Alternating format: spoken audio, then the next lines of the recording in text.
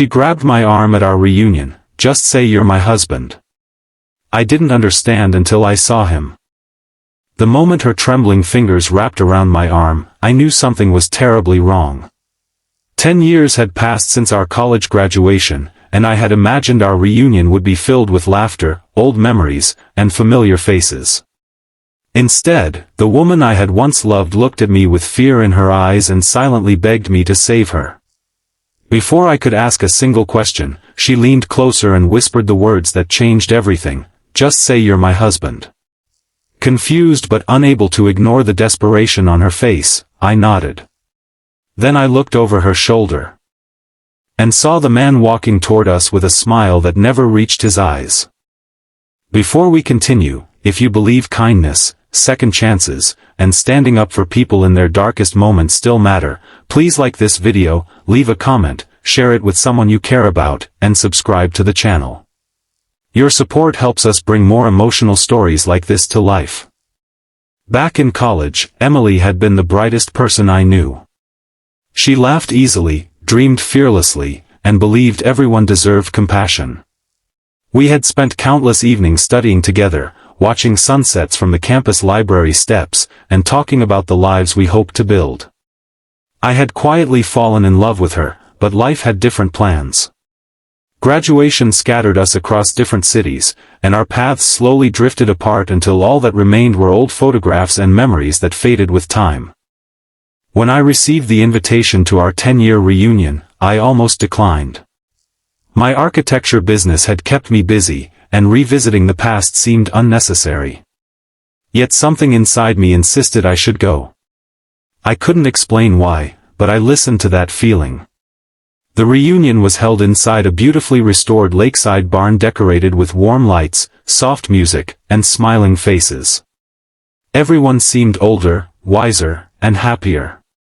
Friends hugged each other as if no time had passed. I wandered through the crowd, exchanging stories about careers, marriages, and children. Then I saw Emily standing alone near the windows. For a brief moment, her smile reminded me of the girl I had once known. But as I walked closer, I noticed the exhaustion behind her eyes. She looked elegant, yet strangely fragile, as though she had spent years pretending everything was fine. Before I could greet her properly, she rushed toward me, grabbed my arm tightly, and whispered those unbelievable words. I barely had time to react before she wrapped her hand around mine and rested her head against my shoulder. A second later, the man in the gray suit reached us. His smile looked friendly, but something about him made the room feel colder. He introduced himself with perfect manners, yet every glance he gave Emily felt more like ownership than affection. I noticed how her fingers trembled against my sleeve every time he spoke. I realized she wasn't acting to impress anyone. She was terrified. Throughout the evening, I stayed beside her without asking questions. Whenever the man approached, she squeezed my hand a little tighter. Every instinct told me something wasn't right. Eventually, he walked away after receiving a phone call, and Emily finally released a long breath she seemed to have been holding for years.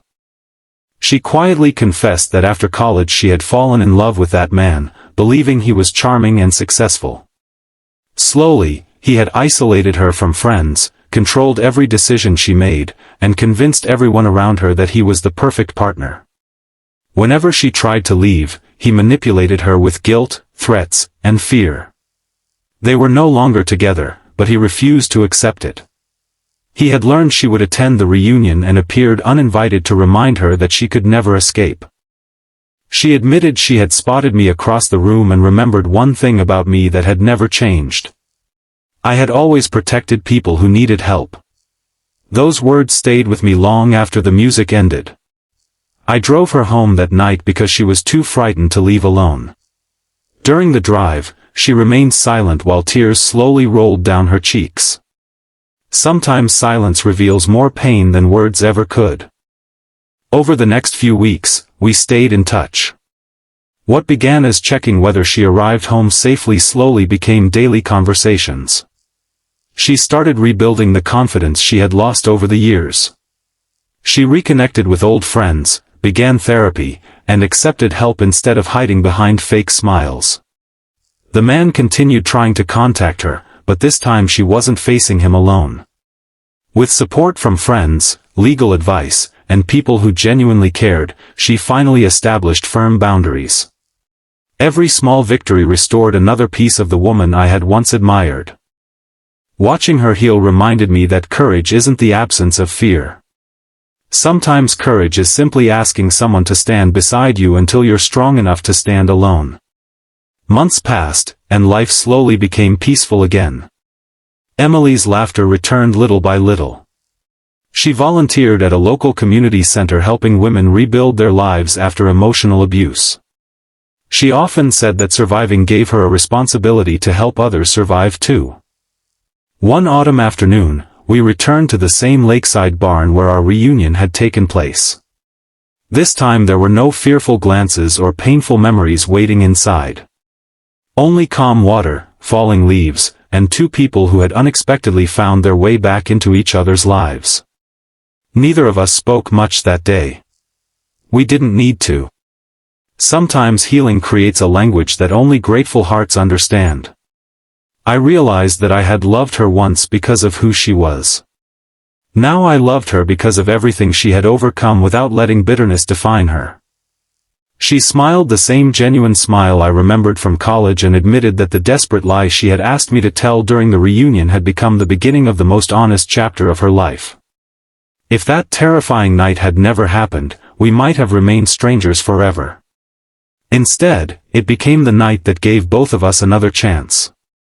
If this story has touched your heart so far, please take a moment to like the video, subscribe to the channel, and share it with someone who needs hope today.